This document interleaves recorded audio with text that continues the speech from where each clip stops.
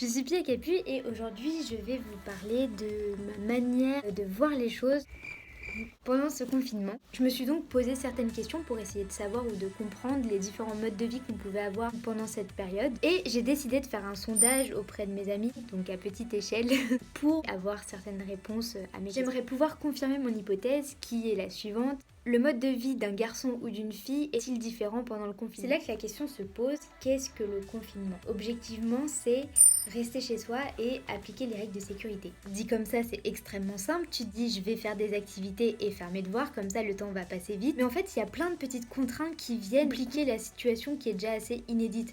Comme par exemple, ne pas savoir exactement quand ça va se terminer. Ça nous donne comme l'impossibilité de nous projeter, que ce soit dans nos relations ou même dans nos études. On sait même pas si on va passer l'examen. Le fait que chaque individu traverse cette situation assez différemment peut compliquer les choses et même les relations. Parce que c'est vrai qu'on a des réactions complètement différentes en fonction de chacun. Il y en a qui ne peuvent pas rester seuls.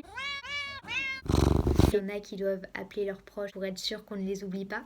Il y en a qui préfèrent rester seuls et qui profitent de ce moment pour se recentrer sur eux-mêmes. Donc c'est sûr qu'entre ces deux réactions complètement différentes, ça peut créer de l'incompréhension. Enfin voilà, la communication entre chacun peut changer avec ses différents modes de vie et perception de la situation parce qu'il y a plus de contact humain et beaucoup plus de contact virtuel qui peut parfois être un peu lassant. Et c'est là qu'intervient le sondage. Ce sondage n'est pas du tout à prendre au pied de la lettre. C'est réalisé à petite échelle avec mes soins, donc c'est pas du tout mon domaine, mais il se trouve que les résultats ont répondu à certaines de mes questions. C'est une généralité, c'est pas du tout c'est comme ça, c'est comme ça, c'est comme ça. Genre chacun est différent, chacun fait ce qu'il veut. Et donc la première question était, est-ce que tu as le sentiment de plus réfléchir pendant le confinement ou pas? Donc 2/3 des filles réfléchissent plus et même on m'a dit qu'elles se prenaient plus la tête, contre la moitié des garçons qui réfléchissent plus. En gros, il n'y a pas une différence énorme, mais il y a quand même plus de filles qui réfléchissent plus pendant le confinement que les garçons. Deuxième question était, est-ce que tu as plus besoin de parler avec tes proches pendant cette période de confinement ou pas? Donc plus de 2/3 des filles ont besoin de beaucoup parler, alors que plus de garçons ont tendance à en avoir moins besoin. Je dis pas qu'ils en ont pas besoin, je dis qu'ils en ont moins besoin. Donc pour vous donner des chiffres, sur 13 garçons, 8 aiment le silence.